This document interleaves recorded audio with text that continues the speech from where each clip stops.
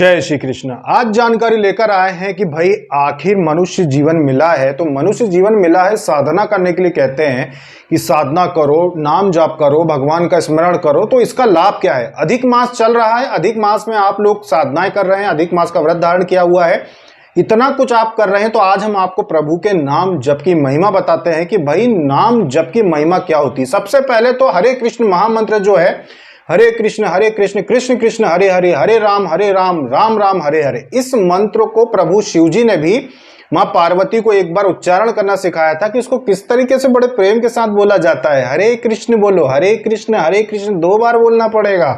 इतने प्रेम से उन्होंने मां पार्वती को हरे कृष्ण महामंत्र की महिमा बताई थी कि इसको इस तरीके से उच्चारण करना चाहिए। श्री ब्रह्मा जी ने भी ब्रह्म संहिता में हरे कृष्ण महामंत्र को इतना बड़ा बताया है कि इसके अलावा अन्य कोई भी मंत्र नहीं है जिसका आप जाप कर सकते हैं। सबसे ज्यादा उचित जो मंत्र होता है कलयुग में वो हरे कृष्ण महामंत्र है। यहां तक उन्होंने कहा कि हरि नाम केवलम, मतलब इसके बड़ा कोई मंत्र नहीं है। ये उच्चारण आता है कि भाई उन्होंने ये बात को 3 बार कहा कि नहीं है, इसके अलावा कोई साधन है ही नहीं जो आपको लाभ दे सके। सबसे बड़ा मंत्र कोई है तो वह हरे कृष्ण महामंत्र है। एक बार की कथा आती है प्रभु का नाम लेने की महिमा कि क्या रहती है, महिमा कैसे मिलता है लाभ। तो एक बार जब सारी लीलाएं रच के स्वधाम प्रभु पहुंच चुके तो जनक जी जा रहे थे प्रभु श्री राम के लोग। जब जनक जी जा रहे थे तो जनक जी साकेत लोग जब जा रहे थे तो रास्ते में जब वो जा रहे थे तो उनके शरीर से टकराने वाली जो हवा होती है, जब वो जा रहे थे तेजी से, तो जो हवा होती है वो नरक में यातना भोग रहे प्राणियों के ऊपर वो हवा टकराई। वो हवा जो थी जनक जी के शरीर से जाकर और उनको टकराई तो उनको बड़ा आराम मिला। जैसे ही उनको सुख मिला, उनको शांति मिली, तो वो सारे चिल्लाने लगे, जनक जी हमारी रक्षा कीजिए, जनक जी हमारी सहायता कीजिए, जनक जी। तो जनक जी जो थे वो नरक में वापस आए कि भाई इतने चीख पुकार मच रही है तो मैं जाता हूं। तो वहां पे पहुंच गए वो। इसके बाद यमराज जो थे, यमराज जी ने देखा कि भाई जनक जी आ गए हैं और यहाँ पे तो सारे जो नरकवासी उन्होंने हाहाकार मचाया कि सभी ने आवाज दिया और नरक में इतनी सारी जो असंख्य जीवात्माएं हैं जो कैसे कैसे नरकों में तकलीफ कष्ट भोग रहे हैं, और इन सब ने जनक जी को रोक दिया है और जनक जी यहाँ पे रुक गए हैं। तो जब उन्होंने कहा कि जनक जी ये सारे अपने अपने कर्मों के फल भोग रहे हैं तो इनको यहां से मुक्ति दिलाना सही नहीं होगा, ये सारे कष्ट भोग रहे हैं तो इनको तो इनका कर्म के फल भोगने पड़ेंगे। तो जनक जी ने कहा कि ठीक है, मैं ज्यादा कुछ नहीं करता हूं, मैं सिर्फ एक बार राम नाम लेने से का जो पुण्य होता है वो इन सभी को मैं दान करता हूं। सिर्फ एक बार जो व्यक्ति राम बोलता है तो उसका जो पुण्य होता है, उसकी जो महिमा होती है, मैं इन नरकवासियों को वो दान करता हूं। जैसे ही उन्होंने ये कहा वहां पर सारा की सारा ऐसा माहौल बन गया कि यमराज खुद देखने लगे कि आखिर हुआ क्या। चारों तरफ शांति, हुआ क्या, ये हुआ क्या अचानक से। एक बार राम नाम जप करने का फल जनक जी ने जैसे ही दिया नरकवासियों को, चारों तरफ सन्नाटा, नरक पूरा की पूरा खाली, एक भी जीवात्मा वहां पे नहीं है जो कष्ट भोग रही है, पूरा की पूरा नरक खाली हो गया एक क्षण में।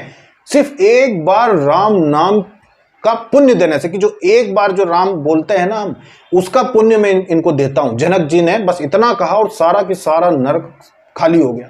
तो प्रभु के नाम की ये महिमा होती है कि आप श्री राम की भक्ति करते हो, चाहे आप हरे कृष्ण महामंत्र की भक्ति करते हैं, इसका जो जाप का फल होता है ना, सिर्फ एक बार, उसकी भी कल्पना नहीं कर सकते।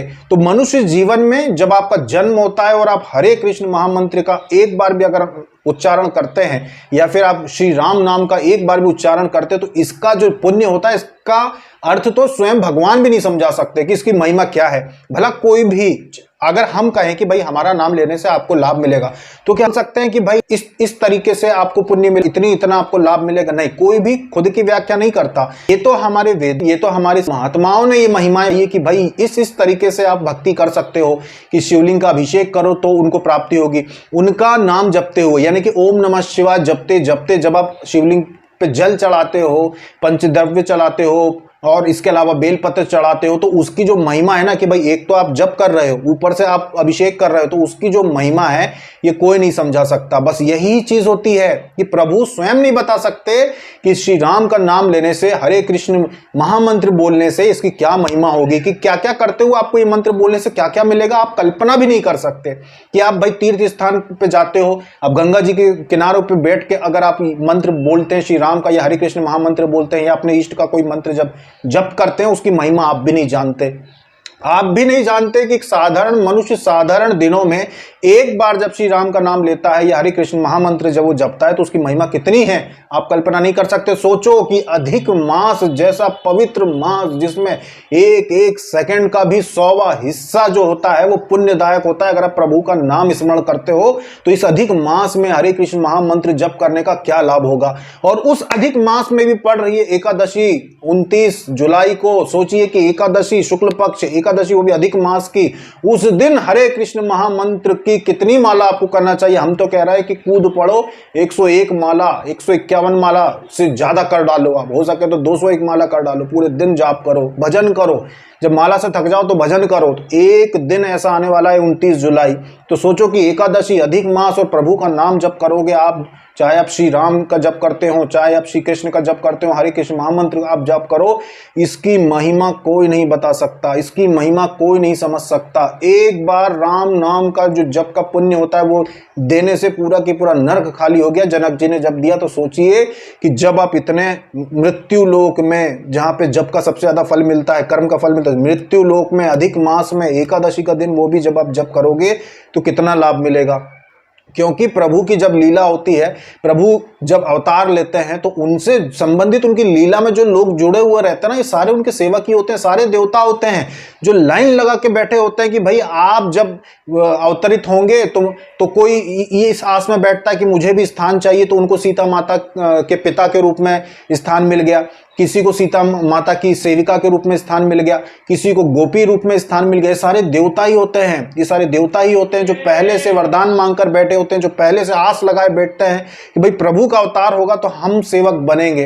तो श्री राम के जितने भी प्रमुख लोग थे जो उनसे जुड़े हुए थे, सारे के सारे देवता थे, ये कोई साधारण लोग नहीं थे। ये सारे के सारे देवता थे जो कल्प कल्प से इंतजार कर रहे थे, युगों युगों से इंतजार कर रहे थे कि हाँ जब प्रभु अवतार लेंगे तो हम इनकी सेवा कर पाएं, इनके साथ में रह पाएं। जैसे आप होता ना कि भाई हमारे गुरु के साथ हम कहीं जाना चाहते हैं या हम कहीं भी वृंदावन जाएंगे तो वहां संतों का संग मिलेगा। इसी प्रकार से जब प्रभु अवतार लेने वाले होते हैं तो उनके अवतार लेने वाले काल में सारे के सारे लोग, सारी की सारी गोपियां देवता थे जो यहाँ पे आए थे प्रभु की भक्ति करने के लिए, उनकी सेवा करने के लिए। उनका प्रेम, उनकी जो सेवा भाव होता है ना कि हम ये चाहते हैं, उसको पाने के लिए भी कई कई वर्षों की तपस्या रहती है, जिसके बाद उनको ये मौका मिलता है। तो सोचिए कि आज आप अपने आप को उस जगह पर रख के देखो कि वो तो देवता थे जिन्होंने जन्म लिया, गोपी रूप में आए, जिन्होंने सुदामा रूप में आए, जो सखा रूप में आए प्रभु के, उसके बाद उनको उनका संग मिला, उनकी भक्ति मिली, उनकी सेवा मिली। और आपको सोचिए कि इस कलयुग में रहते हुए वो भक्ति मिल चुकी है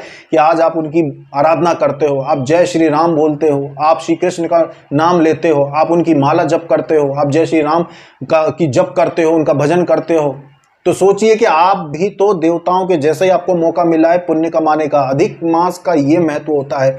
अधिक मास में हरे कृष्ण महामंत्र जो है इसको आप जप करो प्रतिदिन, 21 माला, 11 माला, नहीं समय मिलता तो 5 माला पर प्रतिदिन करो। ये मौका बार बार नहीं मिलता। मनुष्य का ये शरीर मिला है, ठीक है, सांसारिक माया मोह माया में आप जकड़े हुए हो, आपको परिवार भी चलाना है, घर भी चलाना, सब कुछ करना है, लेकिन ये मौका मत गवाइए। और वो है प्रभु की माला जाप करने का। प्रभु की माला जाप प्रतिदिन होना ही चाहिए, चाहे कुछ भी हो जाए। तो ये होती है महिमा प्रभु के नाम की कि वहां रास्ते में खड़े होके वायु मार्ग में अपने प्रभु के धाम जाते समय मार्ग में खड़े होकर उन्होंने एक बार राम शब्द, राम मंत्र, राम नाम, ईश्वर का नाम लेने का जो महिमा थी कि सारे के सारा नरक जो था खाली हो गया।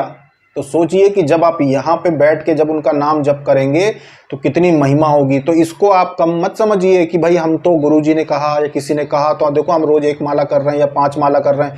ये बहुत बड़ी बात होती है कि आपके शरीर से प्रभु का नाम निकल रहा है, प्रभु का नाम निकल रहा है। और हरे कृष्ण महामंत्र की तो ब्रह्मा जी ने व्याख्या की है कि भाई ये एक ही मात्र ऐसा मंत्र है जो कलयुग में मोक्ष दिलाने वाला मंत्र है। तो इसीलिए भगवान श्री कृष्ण के जितने भी भक्ति करना चाहते हैं, जो उनकी सेवा में आना चाहते हैं, जो राधा जी की जो सेवा में आना चाहते हैं, वो हरे कृष्ण महामंत्र का जाप करो। हरे का मतलब होता है राधा जी और कृष्ण जो है का मतलब तो कृष्ण ही होता है। तो हरे जो श्री कृष्ण को हरने वाली है, जो राधा जी हैं, उनको हरे कहा जाता है। तो राधा जी और कृष्ण भगवान दोनों का नाम आ जाता है हरे कृष्ण महामंत्र में। हरे कृष्ण कृष्ण कृष्ण हरे हरे, हरे राम राम राम हरे हरे। इस हरे कृष्ण महामंत्र से राधा जी कृष्ण जी दोनों की भक्ति हो जाती है।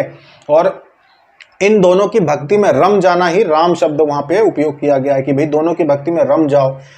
हरे कृष्ण यानी कि राधा कृष्ण कृष्ण कृष्ण हरे हरे, कृष्ण कृष्ण राधा राधा, हरे राम मतलब कि रम जाओ इनकी भक्ति में, रम जाओ इनकी भक्ति में, रम जाओ इनकी भक्ति में। इस प्रकार से हरे कृष्ण की व्याख्या करेंगे तो फिर तो और भी बहुत लंबी व्याख्या हो जाएगी, लेकिन हम आपको छोटे से में समझा रहे हैं कि जिनके मन में बात होती है ना, राधा जी को जपे या कृष्ण जी को जपे। हरे कृष्ण महामंत्र कलयुग में मोक्ष का सबसे आसान साधन है, वो भी अधिक मास चल रहा है। एकादशी के दिन भी ये मंत्र आप बहुत जप कीजिए। तो ये थी जानकारी प्रभु के नाम जप के ऊपर, इसका लाभ आप उठा लीजिए। अभी बहुत अच्छा मौका है आपके लिए अधिक मास में।